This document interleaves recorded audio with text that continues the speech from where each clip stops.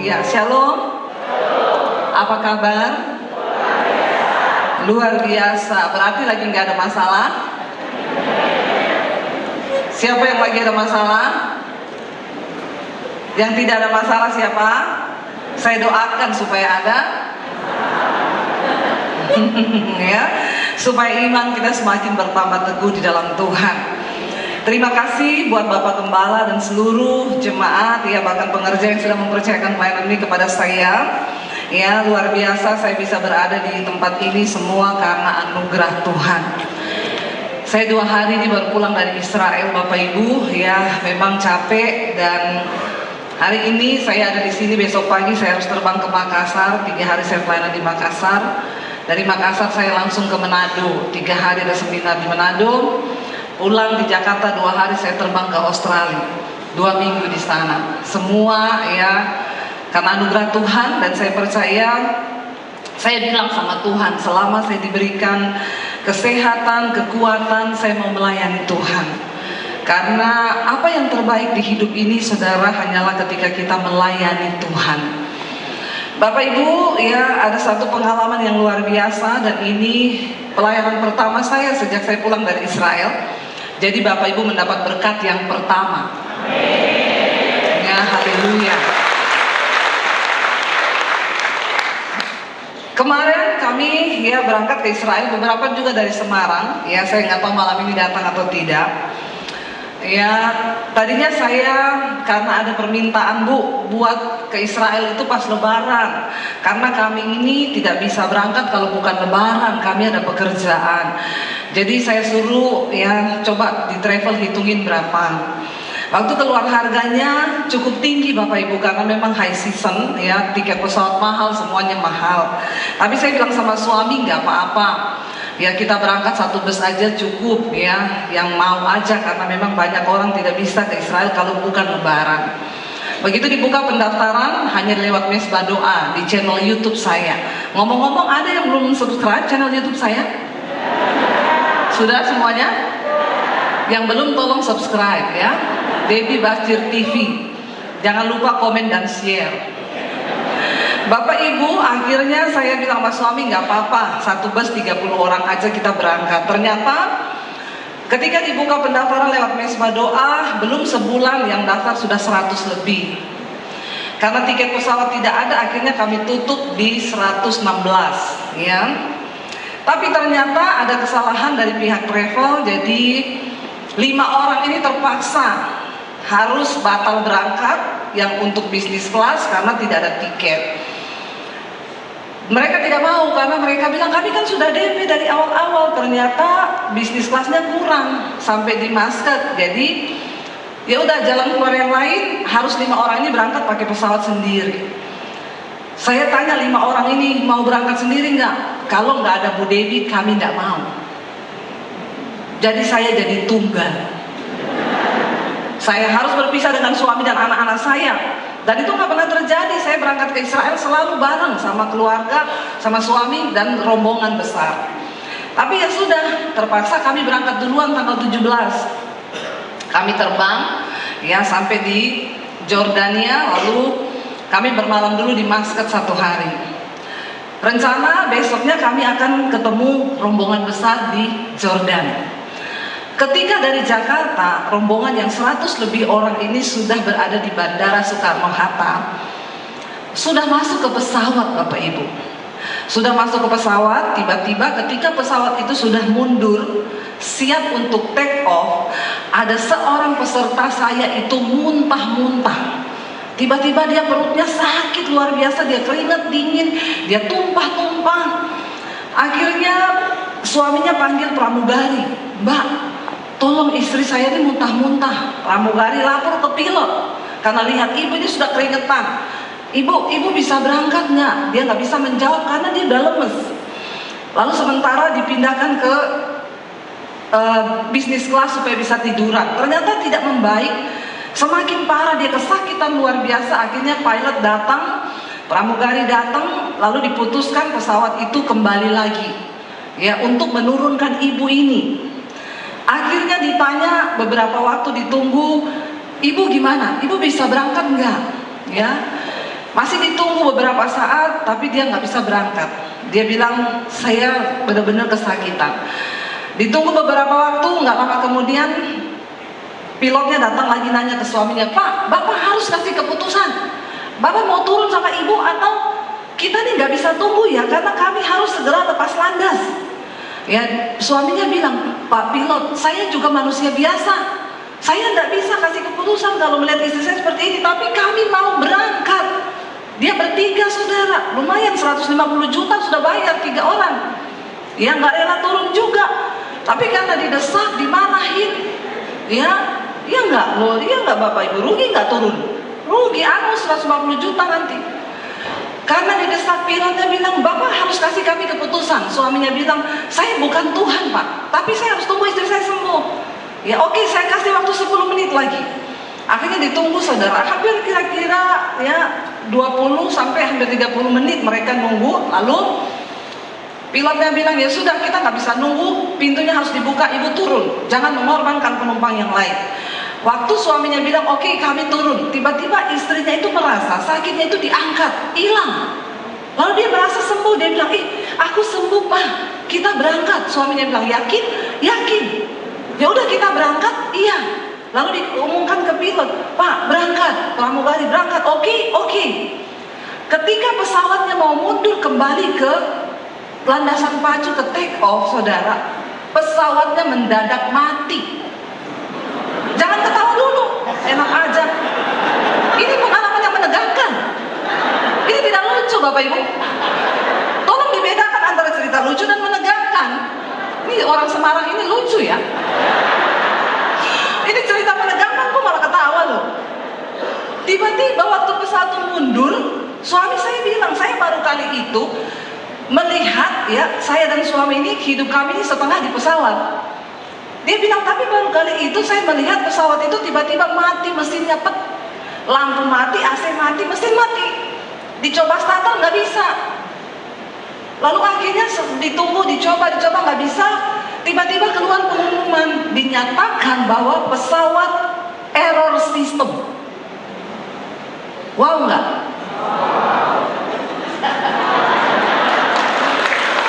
Ya, kalau saya bukan wow lagi, wow. Bapak Ibu, waktu 20-30 menit itu kalau lepas landas, terus tiba-tiba di atas, terus tiba-tiba error system. Jadi yang tadinya ibu itu dimarah-marahin sama orang banyak, itulah manusia ya. Makanya jangan sok tahu. Tuhan Maha tahu, manusia sok tahu. Akhirnya Bapak Ibu sudah diputuskan, bukan cuma ibu itu yang turun, semua penumpang harus turun semuanya, dibukain pintu, dibalikin lagi, turun semua, harus turun semua. Dalam benak pikiran mereka, ya, saya dikabari suami saya, kami gak jadi berangkat. Loh kenapa? Pesawatnya sistemnya error. Kalau cuma ganti busi kan cepet ya, atau ganti oli ya.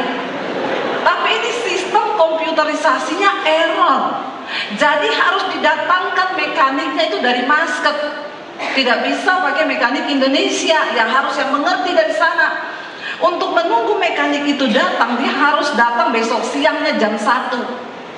Mereka jam 1 siang hari ini suruh tunggu sampai besok siang jam 1, mekanik baru datang, belum tahu lagi perbaikannya sampai berapa lama. Peserta semua akhirnya digiring untuk tidur di hotel di samping bandara. Saudara, saya sudah ada di sana. Suami saya yang tinggal berserta 100 orang peserta. Malam itu masih tenang, aman, damai. Begitu bangun pagi, makan, mulai bertanya, Pak, sampai kapan ini rusaknya? Suami saya bilang, ya saya juga tidak bisa menjawab ya, kita tunggu saja kabarnya. Mulai siang, tanya lagi, Pak, gimana ini pakaian kita di cabin udah habis karena semua sudah masuk bagasi kan? Kita ini sudah mandi 2 kali, sudah mau 3 kali mandi. Persiapan cadangan sudah tidak ada. Suami saya bilang, aduh saya juga nggak bisa jawab. Lalu mereka tuh mulai bertanya-tanya, kita berangkat pakai pesawat lain? Kayaknya enggak, pakai pesawat yang sama. Lalu persis 12 orang pengintai yang mau masuk ke tanah perjanjian. Bapak Ibu, berangkat kamu mau? Enggak, kita jadi kelinci percobaan. Kamu tahu, kita mati konyol. Kalau di atas udara dia error sistemnya lagi, kan siapa yang jamin? Lalu mulai terjadi pertentangan di antara peserta. Persis 12 orang pengintai Bapak Ibu. Ada yang berani, ada yang gak berani. Tapi kebanyakan gak berani. Lalu saya dikabari, ternyata ini sudah mulai merebak karena satu perkataan yang melemahkan. Itu yang tadinya imannya teguh bisa menjadi lemah. Karena dibilang, pengintainya bilang, itu negeri memang berlimpah susu dan madu, tapi orang-orangnya raksasa. Kita seperti belalang, kita masuk ke sana mati konyol kita. Tapi yang 2 orang bilang, Tuhan yang beserta kita. Yang lain ngomong gini, kita mau pergi ke Israel naik pesawat itu, mati konyol, saya nggak berani. Yang tadinya imannya menggebu-gebu, ya juga ya. Lalu saudara saya, anak saya WA saya, Mam, dia ngasih gambar foto, aku nangis loh. Kalau kita berangkat pakai pesawat yang sama, kita nggak mau. Kita mau pulang aja. Saya bilang, hah? Jadi gimana deh? Iya, ini semua pada nggak mau berangkat pakai pesawat yang sama. Saya itu saudara ditelepon sama peserta, Bu, akhirnya dapat kabar dari maskapai, oke, berangkat malam. Jadi mereka tuh nunggu 30 jam lebih, 1 hari, hampir 2 hari karena sudah malam lagi. Ya, kita berangkat nanti jam 8 malam. Saya ditelepon peserta, Bu, ini saya dapat kabar bahwa nanti jam 8 malam pesawat akan terbang. Yang pertama saya mau tanya sama Ibu yakin gak itu pesawat sudah bagus? Saya jawab, saya bukan pilot dan saya bukan mekanik. Ini anak-anak dari Taruna apa nih? Oh, pelayan, Anda bukan pilot ya. Kalau pilot mau saya suruh jelasin ya. Jadi saya bilang saya bukan mekanik dan saya bukan pilot, jadi saya tidak tahu. Oke Bu, ya Ibu juga nggak tahu kan? Itu mekaniknya bener nggak dari Nasdaq atau orang Indonesia? Karena kalau orang Indonesia ngawur loh Bu. Kasihan ya orang Indonesia ini ya. Padahal kita juga orang. Saya bilang saya juga tidak tahu Bu. Oke, pertanyaan saya kedua, siapa yang tanggung jawab keselamatan kita Bu? Langsung saya jawab, Tuhan Yesus. Loh, kalau yang bertanggung jawab buat keselamatan emang saya kan? Tuhan kan? Oke Bu, kalau terjadi apa-apa di pesawat itu, apa Ibu tanggung jawab? Saya bilang, maaf ya, anak saya 3 di situ, suami saya 1. Ada kameramen saya lagi di situ. Kalau itu pesawat jatuh mati, saya ini sebatang kara Bu. Apa saya juga mau mereka mati? Saya juga nggak mau. Ibu jangan berpihak kepada travel hanya karena cari untung. Ibu bikin pengumuman di grup, Ibu berpihak pada peserta. Kalau berangkat dengan pesawat yang saya bikin pernyataan di grup, saya memutuskan saya berpihak kepada peserta. Kalau berangkat dengan pesawat yang sama, tidak usah berangkat. Mereka berhasil melemahkan iman. Ampuni mereka Tuhan. Ampuni saya juga Tuhan. Karena saya tahu apa yang saya lakukan. Tapi saya pura-pura tidak tahu. Bapak Ibu, akhirnya suami saya telepon saya. Apa yang kamu lakukan? Saya ini lagi berusaha meyakinkan orang-orang. Kenapa kamu tulis begitu di grup? Saya bilang, saya ini sudah pusing otak saya ini, saya di sini nangis terus 2 malam saya nggak bisa makan. Dia bilang, jangan bikin tulisan begitu, saya didesak. Saya bilang, enggak, tunggu dulu, ini saya juga lagi berusaha meyakinkan. Ibunya yang sakit itu dengan suaminya kan akhirnya sudah diangkut ke bandara. Dari hotel malam itu mereka ke bandara. Suaminya yang sakit salaman sama suami saya, Pak, maaf, saya kesini hanya mau ambil bagasi, saya mau pulang, minta diturunin bagasi saya. Suami saya pegang tangannya juga diem. Pak, hanya sampai di sini Pak. Tuhan itu sudah buat perkara loh. Kalau kita mau jatuh, ibu tuh gak perlu sakit. Kita udah jatuh di pesawat kemarin. Kenapa Bapak mundur? Dia diam, akhirnya dia bilang, doakan saya Pak. Suami saya berdoa. Waktu suami saya berdoa, dia bilang seperti rasa roh ketakutan tuh dicabut dari dalam dirinya. Begitu amin, dia bilang, Pak, saya berangkat. Berangkat Bapak Ibu. Luar biasa ya. Jadi kalau ada saudara yang diserang roh ketakutan, minta doa sama suami saya. Apalagi yang besok ditunggu debt collector. Itu ketakutan yang paling mencekam. Akhirnya ada dua orang suami istri datang ke suami saya. Bapak, kami ini dari Medan Pak. Bukan apa-apa Bapak. Kami ini sudah pamit sama orang satu kampung mau pergi ke tanah perjanjian. Kalau kami pulang, mau taruh di mana muka kami Pak? Ternyata orang Medan itu memang harga diri lebih tinggi daripada harga nyawa. Dia bilang, saya tidak takut mati Bapak. Saya tetap mau berangkat daripada saya pulang. Apa kata orang? Suami saya bilang, yes Pak, amin Pak, kita berangkat. Yang lain akhirnya datang, beberapa orang datang. Akhirnya mereka saling menguatkan. Lalu suami saya tuh WA saya, tolong kamu bikin video singkat. Beri kekuatan sama orang-orang ini supaya mereka mau berangkat. Jangan kamu tulis begitu, bikin video singkat. Waktu suami telepon saya bilang itu, saya jawabnya apa? Enggak. Saya stres, saya bilang. Jadi pendeta juga bisa stres. Pendeta juga punya rasa, punya hati. Jangan samakan dengan pisau belati. Saya bilang sama suami saya, enggak, saya enggak mau bikin video. Tapi tiba-tiba Roh Kudus gerakin saya, bikin video singkat 1 menit aja. Saya syuting, langsung saya bilang, Bapak Ibu, ini semua di luar kendali kita. Tapi saya percaya Tuhan turut bekerja. Sambil saya menangis, saya tunggu Bapak Ibu kesini. Mati hidup itu di tangan Tuhan. Kalau waktunya mati, tidak akan mati. Tapi kalau sudah waktunya, biar kepleset di kamar mandi juga. Amin apa amin? Kalau belum waktunya mati, biar naik pesawat rusak tidak? Berani enggak? Gaya orang Kristen itu pintar kalau di gereja. Hidup adalah Kristus, mati adalah untung. Preher.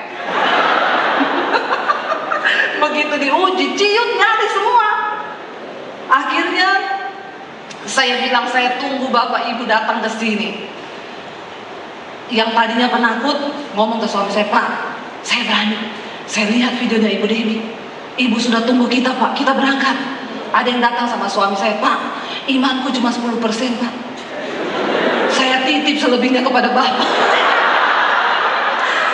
Ada orang titip iman Bapak Ibu. Kalau saya tidak terima. Saya bilang, saya bukan penitipan. Memang iman dititip-titip. Akhirnya mereka memutuskan berangkat. 6 orang memutuskan pulang. 6 orang pulang, selebihnya berangkat. Ketika naik di pesawat, tentunya dengan wajah yang ini penerbangan 8 jam sampai di Muscat, nanti baru ganti pesawat kecil sampai di Jordania. 8 jam Bapak Ibu dengan pesawat yang uji. Bapak Ibu, anak saya WA, Mam, aku ikut Mami aja, ngomong apa, Mami ngomong berangkat, kita berangkat. Ada bapak-bapak suami istri telepon anaknya, Nak, kalau papa sama mama mati, kamu jangan salahin Tuhan ya. Lo bener, kamu tetap percaya Tuhan, jangan kamu menyangkal Tuhan. Anaknya udah nangis, iya Pak. Benar-benar udah kayak pelepasan. Ada bapak-bapak yang telepon anaknya, Nak, pin ATM papa. Begitu besoknya saya tanya, Pak, jadi gimana? Sudah diganti Bu pin ATM. Memang orang itu ya kalau sudah mau mati itu baru tobat semuanya. Amin. Suami istri dari sekarang harus saling tahu. Ada nggak ibu-ibu yang nggak tahu PIN ATM suaminya? Nggak usah angkat tangan, Bu. Nanti suamimu malu. Bertobat. Ada suami istri katanya sudah duduk pegangan tangan. Istrinya bilang, saya sih sudah beberapa kali melewati maut karena saya pernah kena kista, saya pernah dioperasi, tapi belum waktunya mati, saya tidak mati. Suaminya bilang, iya kamu sudah pernah mengalami, aku baru kali ini juga mau ke Israel, sudah terjadi seperti ini. Istrinya bilang, jadi Pak, kamu ada mau pengakuan dosa enggak? Suaminya diem aja. Jadi waktu besoknya sampai di sana saya tanya, jadi Pak kemarin sempat pengakuan dosa? Untung tidak, Bu.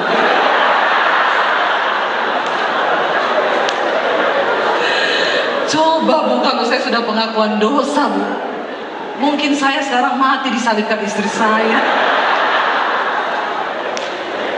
Aduh, Bapak Ibu ya. Bapak Ibu, saya itu waktu suami saya bilang kami sudah naik di pesawat, saya tidak bisa makan, saya tidak berhenti menangis. Saya seperti orang yang sudah siap kehilangan. Jadi ada suara berkata di hati saya begini, kalau sampai suamimu mati, anakmu 3 mati, apakah engkau mau tetap melayani Tuhan? Sambil bercucuran air mata saya jawab, iya Tuhan. Saya kan sudah sebatang kara kalau mereka semua mati. Paling saya pergi ke Bandungan mengabdi diri di sekolah Alkitab saya, menyendiri di sana. Saya waktu suami saya bilang, kita udah mau take off. Saya waktu sudah take off, saya berdoa, saya WA, suami saya udah gak dibalas, oh berarti sudah terbang. Saya gak berani buka IG, saudara. Saya gak berani buka Facebook, saya takut dapat berita begini, pesawat ini hilang kontak. Bayangkan itu roh ketakutan. Itu roh ketakutan bahaya banget loh. Tidak nafsu makan, saya gak bisa tidur, air mata saya terus menetes. Bapak Ibu tahu kenapa saya akhirnya berhenti menangis dan saya bersuka cita? Saya itu di kamar mandi di hotel, saya lihat muka saya, Tuhan mereka tuh sekarang di mana? Tuhan mereka bagaimana? Karena saya itu bisa merasakan ketakutan anak-anak saya dan ketakutan seluruh peserta itu seperti berak di saya semua, Bapak Ibu. Jadi saya tuh nangis terus, Tuhan kasihan ya. Tiba-tiba saya berhenti menangis karena saya mendengar suara yang begitu lembut di hati, dan saya yakin itu suara Roh Kudus. Roh Kudus tuh ngomong di hati saya, kamu tidak usah takut, karena aku sedang melatih iman mereka. Langsung saya melonjak dan saya berkata, yes, terima kasih Tuhan. Ternyata mereka itu kurang beriman. Jadi harus dilatih, terutama buat anak-anak saya, Bapak Ibu. Saya bersyukurnya itu karena mereka harus memiliki pengalaman pribadi dengan Tuhan. Waktu sampai akhirnya mereka tiba, mereka landing di Maskat, saya tanya sama anak saya yang gede, Dek, bagaimana perasaan kamu waktu kamu sudah naik pesawat? Ya aku udah siap mati, Mam. Aku udah minta ampun dosa semua sama Tuhan. Cuma aku pikirnya gini, masa sih Tuhan aku mati jenazahku udah ditemukan? Masa teman-temanku nggak ngelayat, nggak ditemukan tubuhku? Tapi ya udah. Dan dia bilang sama saya gini, selama ini kan kalau kita pergi kemana gitu naik pesawat, saya itu di pesawat suka nyanyi, apalagi kalau udah badai, saya nyanyi menyembah Tuhan. Anak saya bilang, kalau Mami di pesawat itu nyanyi, aku tuh jengkel. Ngapain sih Mami di pesawat nyanyi? Tapi kemarin itu aku nyanyi sepanjang perjalanan. Saya bilang, memang kamu harus mengalami. Bapak Ibu, ternyata beriman saja tidak cukup. Karena iman kita itu perlu dilatih. Jangan engkau hanya punya iman. Lagu tadi itu benar banget berkata, aku ingin mengenalmu Tuhan. Ketika engkau berkata mengenal Tuhan, maka engkau akan dibawa di dalam pengalaman akan pengenalan secara pribadi akan Tuhan. Bagaimana engkau bisa berkata kalau Tuhan kekuatanku, engkau sumber perlindunganku, kalau engkau tidak pernah mengalami yang namanya badai kehidupan? Iman itu harus teruji, iman kita itu harus dimurnikan. Makanya saya berdoa malam ini, Tuhan murnikan iman-iman semua mereka yang ada di sini hari ini. Katakan, kita nggak cukup berkata kita jadi Kristen percaya bahwa Tuhan itu juru selamat. Kita harus memiliki pengalaman iman bersama Tuhan agar iman kita itu menjadi iman yang kuat dan luar biasa.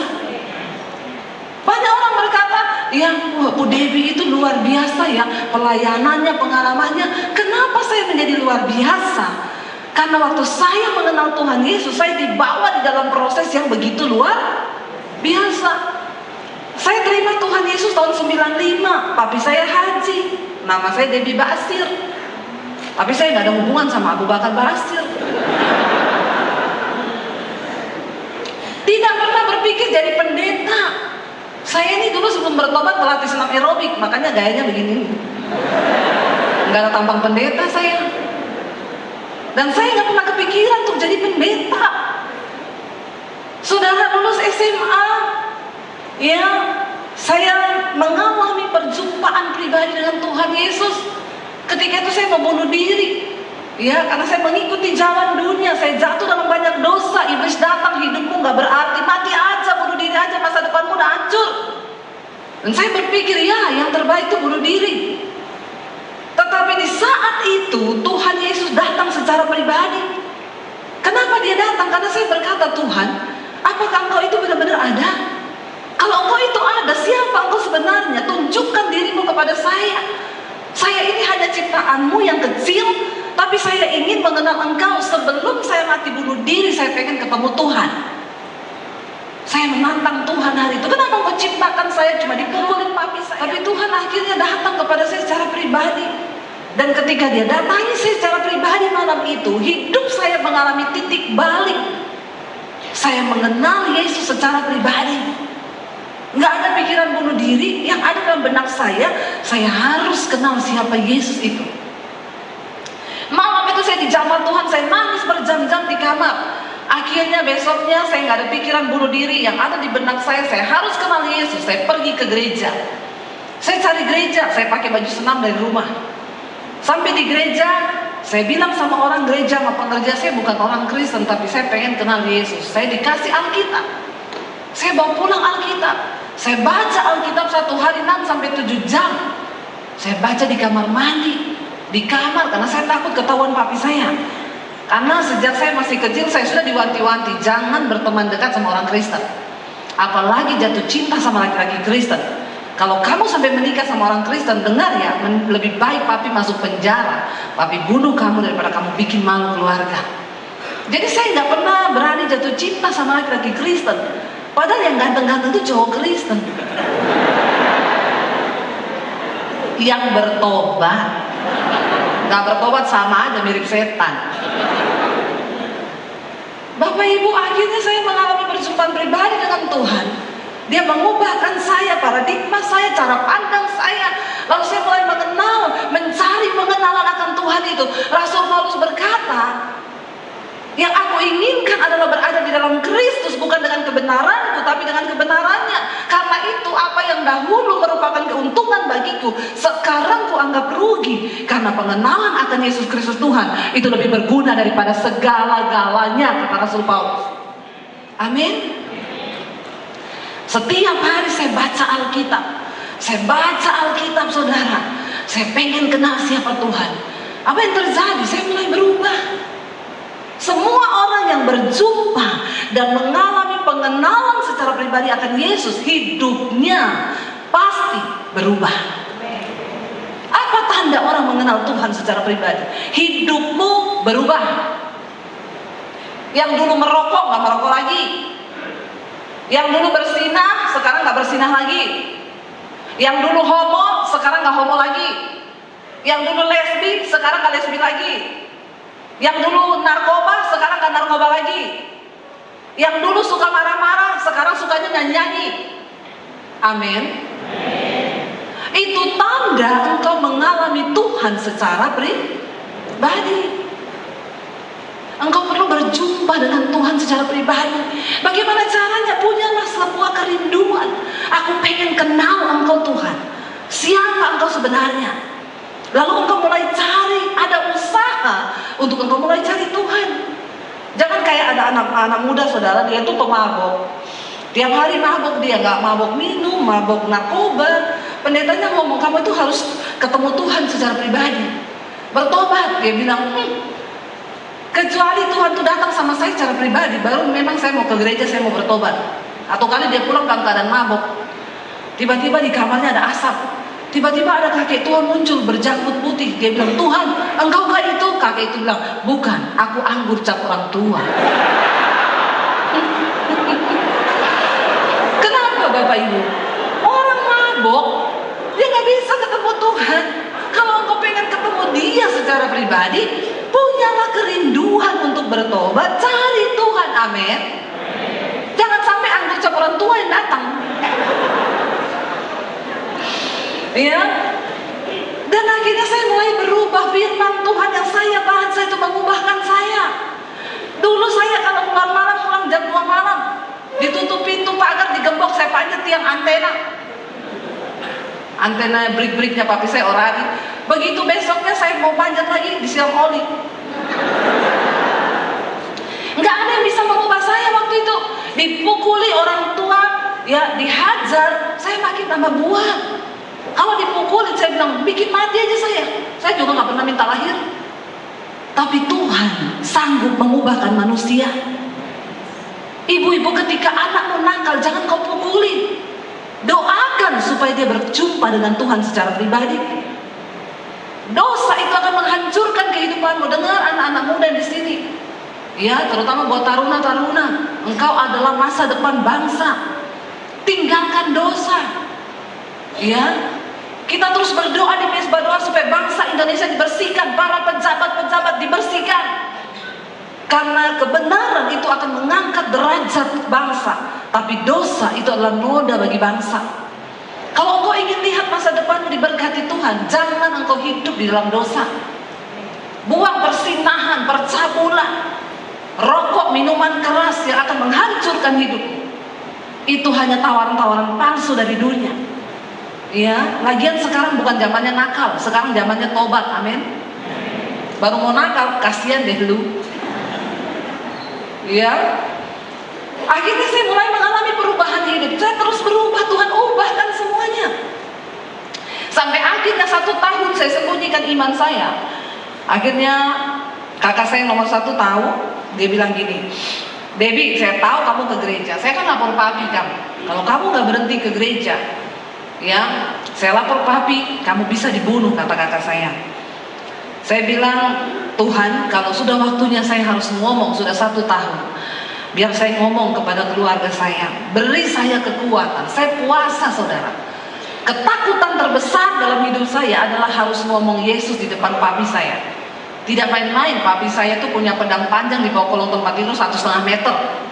Dia punya pistol di lemari, punya keris. Aduh, saya ketakutan setiap hari kalau dia tembak saya, kalau dibunuh saya. Tapi saya pikir ini waktunya Tuhan, karena firman Tuhan saya baca, dengan hati engkau percaya, dengan mulut engkau mengaku, engkau akan dibenarkan dan diselamatkan. Saya menghadap sama papi saya bilang, papi, saya mau minta izin. Mau kemana? Saya mau ke gereja. Kaget dia, saudara, marah campur kaget campur heran, syok dia. Dia bilang, apa? Kamu ngomong apa? Kamu udah gila? Saya bilang, saya mau ke gereja, Pak. Saya bukan dia, Pak. Yang pertama keluar dari mulut papi saya, dia bilang, oh ini toh penyebabnya. Makanya papi lihat akhir-akhir ini kamu jadi aneh. Dan memang semua orang yang berjumpa dan mengenal Tuhan secara pribadi pasti akan jadi amin, akan jadi aneh. Pertanyaan saya, Bapak Ibu sudah aneh? Sudah aneh apa belum? Ya, coba tanya sama suamimu, tanya sama istrimu. Mah, aku udah aneh belum? Kata istrimu, makin aneh-aneh sekarang kau.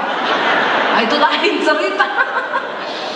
Ya, jadi aneh. Dulu pemarah, sekarang nyanyi-nyanyi. Aneh gak? Ya, dulu pelit, pelitnya melitit. Sekarang tukang memberi. Ya, dulu minum, mabok, merokok. Sekarang enggak.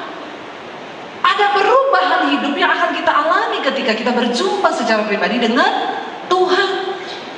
Saya mengalami itu, tapi saya bilang, oh makanya kamu jadi aneh. Dulu saya malas dengar yang muda-muda. Waktu saya ketemu Tuhan Yesus, saya jadi rajin. Ya, anak-anak muda, engkau boleh keluar masuk gereja, tapi kalau hidupmu nggak berubah, percuma. Engkau harus menjadi pelaku firman. Ya, jangan jadi Kristen yang aneh-aneh. Kita memang harus jadi aneh, tapi bukan aneh-aneh. Dan akhirnya Bapak Ibu, tahun 95 saya terima Yesus, 96 ketahuan. Di situ papi saya mulai marah. Ya, setiap hari dia ketemu saya di rumah, berpapasan di tangga, di pintu, di mana, pasti dia ngomong ini, setan. Teganya saudara tertawa. Harusnya engkau sedih, kasihan. Tiap hari saya tuh, kata papi saya, aku tuh kalau lihat kamu di rumah ini kayak lihat setan. Ya, saya nggak boleh duduk makan di meja sama keluarga, saya suruh makan sama pembantu di dapur. Dan Yesus berkata, ketika engkau menerima aku, orang seisi rumahmu akan membenci engkau, ayahmu, ibumu, saudaramu, laki-laki dan perempuan. Tetapi kamu jangan menolak aku. Akhirnya saya terus belajar melepaskan pengampunan. Singkat cerita, tahun 96 akhir, saya dipanggil sama papi saya dan saya disuruh pilih. Debbie, papi lihat kamu gak bisa berubah. Walaupun papi bunuh, kamu gak ada guna, karena imanmu sudah gak bisa dirubah. Jadi papi kasih kamu pilihan. Kalau kamu kembali kepada agamamu, papi terima kamu sebagai anak. Kalau enggak, malam ini silakan kamu angkat kaki dari rumah ini. Dan jangan anggap kamu punya keluarga lagi. Satu lagi yang papi mau bilang, kalau kamu pergi benar-benar jangan bawa ijazahmu. Saya mau lihat Yesus kasih makan kamu pakai apa. Saya menangis saudara, saya masuk di kamar, saya bilang, Tuhan, saya tidak rela tinggalkan keluarga yang sudah membesarkan saya. Tapi saya juga tidak rela disuruh menyangkal Tuhan Yesus. Saya berdoa, Tuhan, tuntun saya untuk melakukan apa yang Tuhan kehendaki. Sebesar apapun resikonya, aku cuma mau hidup di dalam kehendak Tuhan. Karena itulah kebahagiaan saya. Karena Engkau sudah mengubah hidup. Saya baca Alkitab, langsung dapat di ayat, berbahagialah kamu jika karena namaku kamu meninggalkan ayahmu, ibumu, rumahmu, ladangmu, pekerjaanmu, atau apa saja, karena engkau akan memperolehnya lipat kali ganda. Tapi saya bilang, jangan bawa ijazahmu, saya mau lihat Yesus kasih makan kamu pakai apa. Saya nggak bisa cari kerja tanpa ijazah, makanya saya harus jadi YouTuber. Karena YouTuber tidak pakai ijazah. Bapak Ibu, saya melihat hari ini apa yang Tuhan ngomong. Aku berjanji, berbahagialah kamu jika karena namaku kamu kehilangan ayahmu, ibumu, rumahmu, ladangmu, pekerjaanmu. Aku akan memberikannya lipat kali ganda. Saya mau bersaksi kepada saudara hari ini, Tuhan menggenapi itu semua di dalam hidup saya. Dan janjinya tidak pernah ada yang diingkari. Saya tinggalkan rumah dari kota Poso. Saya ini dari Poso saudara. Saya tinggalkan Poso, saya ke kota Palu, itu 7 jam perjalanan naik bus. Sampai di kota Palu, saya cari sepupu saya, dia tinggal di kos-kosan. Ya, saya bilang saya tinggalkan rumah. Dia juga dulu dari seberang, dia terima Yesus. Ya, dia bilang ya udah kamu tinggal di sini dulu. Ya, mereka itu yang tinggal di kos-kosan itu anak-anak kuliah. Untuk demi dapat numpang tinggal dan makan gratis, bukan digaji. Kalau mereka udah berangkat kuliah, saya cuci baju anak-anak kos, saya nyapu, nyetrika, saya masak di situ, saya ngepel. Kadang iblis datang ngomong, goblok ya jadi Kristen, jadi pembantu. Kenapa kamu nggak pulang ke rumahmu? Di sana bajumu dicuciin sama pembantu. Saya bilang, iblis, aku telah dibeli dan hargaku lunas dibayar. Dan hidupku bukan milikku, tapi milik Tuhan. Saya doa di tempat kos itu Bapak Ibu. Saya dapat penglihatan. atas mimbar yang besar, puluhan ribu orang dibawa. Tuhan bilang satu saat itu akan terjadi. Bangsa-bangsa menanti pengajaranmu, pulau-pulau akan menanti pengajaranmu. Saya nangis bersuka cita lihat penglihatan itu. Begitu Amin buka mata, lihat pakaian kotor. Tidak seindah ekspektasinya ternyata, tidak. Ya, Bapak Ibu, tapi saya tetap percaya Tuhan yang berjanji adalah Tuhan yang setia. Dan hari ini saya melihat itu terjadi. Sekarang lewat channel YouTube saya, setiap malam jam 8 live streaming, sampai 50.000 yang nonton. Setiap pagi hampir 100.000, setiap hari 2 kali. Ya, saya melihat orang-orang yang lapar dan haus. Ya, bagaimana saudara undangan pelayanan dari luar negeri. Ya, dari Amerika ini saya belum terima tahun ini, karena tahun ini ada beberapa jadwal ke luar negeri, jadi saya tidak menerima Amerika nanti tahun depan. Tapi saya melihat pintu-pintu itu Tuhan bukakan. Ya, dan apa yang tidak mungkin bagi kita itu mungkin bagi Tuhan. Saya melihat bagaimana kalau kita itu sungguh-sungguh ikut Tuhan. Saya pengen kita baca. Kayaknya waktu saya tinggal 4 menit lagi. Itu benar tuh jamnya rusak atau tidak ya? Benar itu jam? Sebenarnya malah sudah habis waktu nih, ditambahin 4 menit ya. Saya belum khotbah ini, baru bersaksi loh. Ya, 1 Petrus pasal yang pertama, yuk kita buka. Ayat yang ketiga mulai. 1 Petrus 1 ayat yang ketiga, firman Tuhan berkata begini Bapak Ibu. 1 Petrus 1 ayat yang ketiga, baca bersama 1, 2, 3.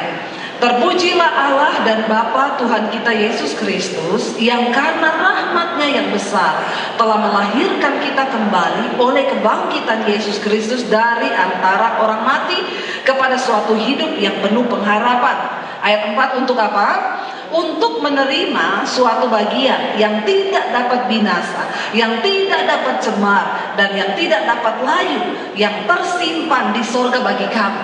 Kita ini dilahirkan kembali lewat kematian dan kebangkitan Kristus. Untuk apa Bapak Ibu? Kita dipersiapkan untuk menerima suatu bagian yang tidak dapat cemar, tidak dapat layu, yang tersimpan di sorga bagi kita. Dikatakan ayat yang kelima, buat siapa itu tersimpan? Yaitu kamu yang dipelihara dalam kekuatan Allah karena imanmu, sementara kamu menantikan keselamatan yang telah tersedia untuk dinyatakan pada zaman akhir. Ingat, kita semua telah menerima anugerah keselamatan gratis. Dan itu bukan karena hasil usahamu, tapi pemberian Tuhan. Tetapi keselamatan itu bisa hilang kalau engkau membuang dan menyanyiakannya.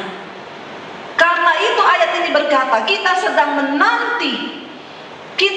menantikan keselamatan yang telah tersedia untuk dinyatakan pada zaman akhir. Jangan terlalu pede. Oh, saya pasti masuk surga. Maaf, surga bukan tempat murahan. Kalau engkau berkata, aku ingin mengenal engkau Tuhan, kita tahu Allah kita Allah yang kudus. Karena itu kita harus menguduskan diri. Makanya Yesus berkata, bukan setiap orang yang berseru kepadaku Tuhan, Tuhan, yang akan masuk dalam kerajaan sorga, tetapi mereka yang melakukan kehendak Bapa. Karena itu pada akhir zaman kata Yesus, Dia akan berterus terang kepada kita. Maaf, ada orang-orang yang akan datang dan berkata, Tuhan, aku melakukan mujizat demi namamu, aku usir setan demi namamu, aku bangkitkan orang mati demi namamu. Tuhan bilang, aku tidak mengenal engkau. Kenapa? Karena engkau pembuat dosa. Keselamatan yang akan dinyatakan pada zaman akhir. Semua kita nanti satu saat akan berdiri di tahta pengadilan Kristus untuk menantikan siapa yang benar-benar layak. Jangan engkau pikir engkau cukup datang sebagai orang Kristen, duduk diam pulang. Pelayanan di mimbar tidak menjamin keselamatanmu. Karena banyak orang berani berdiri di mimbar sebagai hamba Tuhan, pemusik, WL singers, tapi mereka hidup di dalam kenajisan. Apakah Tuhan berkenan? Engkau sedang menginjak-ninjak kasih karunia Tuhan itu. Kasih karunia Tuhan itu hyper, sangat besar dan tidak ternilai. Karena itu barang yang sangat berharga. Dan jangan engkau permainkan itu Bapak Ibu. Kita harus berdiri dalam kekudusan, menghormati Tuhan. Sampai pada satu saat Yesus akan datang sebagai hakim yang adil. untuk menghakimi semua orang yang hidup dan yang mati, dan memberikan kepada mereka penghakiman. Bagi mereka yang hidup dalam takut akan Tuhan, mereka menerima kehidupan yang kekal. Tapi kebinasaan kekal bagi mereka yang hidup dalam dosa dan kefasikan. Karena itu bertobatlah. Amin. Kita masih menanti, dikatakan di situ. Dikatakan ayat yang ke-6, baca bersama. Bergembiralah akan hal itu, sekalipun sekarang ini kamu seketika harus berduka cita oleh berbagai-bagai pencobaan. Siapa yang sedang ada masalah hari ini? Itu Alkitabiah. Jangan malu, ngaku aja kalau ada masalah. Itu artinya Tuhan mengasihi engkau. Karena Alkitab bilang, berbahagia orang yang kutegur dan kuhajar, supaya mereka tidak jadi anak-anak gampang. Masalah persoalan akan membawa iman kita naik ke level yang berikutnya, yaitu Tuhan bilang, jangan takut, aku sedang melatih iman mereka. Waktu mereka lagi ada dalam pesawat, saya begitu ketakutan, tapi saya bilang, Tuhan, kalaupun ada apa-apa dengan pesawat itu, aku percaya itu adalah kematian dalam kemuliaan. Karena semua orang di pesawat itu sudah berserah. Kayaknya lagunya mereka semua, aku berserah, itu semua. Ya, karena sudah antara hidup dan mati itu. Tapi kalau belum waktunya, dan dikatakan di situ, jangan takut, sekalipun hari ini kita harus mengalami berbagai-bagai duka cita karena pencobaan. Ayat 7 baca bersama. Apa maksud dari pencobaan itu? Maksud semuanya itu ialah apa? Untuk membuktikan kemurnian imanmu yang jauh lebih tinggi nilainya daripada emas yang fana, yang diuji kemurniannya dengan api, sehingga kamu memperoleh puji-pujian dan kemuliaan dan kehormatan pada hari kapan? Pada hari Yesus Kristus menyatakan dirinya. Kita sedang menanti kedatangan Tuhan yang kedua kali. Dan hanya Tuhan yang nanti menyatakan siapa mereka yang berkenan. Ya, bukan karena dia hamba Tuhan besar dia berkenan. No. Tuhan menilai sampai kedalaman hati kita, Bapak Ibu. Dan di hari pengadilan Kristus nanti semua akan terbuka. Tidak ada satu pun yang tertutup. Bahkan yang ada dalam hati nurani manusia, itu semua dibuka. Makanya jangan hidup dalam kemunafikan. Sampai kedalaman hati. Ya, kalau engkau marah, bilang engkau marah. Tapi beresin, selesai. Jangan di depan tersenyum. Kamu marah? Enggak. Munafik. Ngomong, saya marah, tapi selesai ya, saya tegur kamu, selesai, tidak ada kepahitan. Oke, kita selesai, kita doa bersama. Selesai. Karena pada hari penyataan Tuhan nanti semua yang dalam hati itu akan dibuka. Dan disitulah Tuhan baru akan menyatakan. Alkitab berkata, Yesus akan berterus terang. Siapa yang layak dan siapa yang tidak. Bapak Ibu yang terkasih, saya rindu untuk kita semua ini semakin hari semakin masuk dalam pengenalan Tuhan yang benar. Saya undang para imam musik maju ke depan. Ya, biarlah hari-hari ini iman kita semakin teruji dan kita mau berkata, ya Tuhan, apapun yang terjadi dalam hidup kami mau tetap percaya. Biar mata kami tetap tertuju kepada Yesus. Kita naikkan pujian yang tadi. Ya, kita rindu mengenal Tuhan secara pribadi dalam hidup kita.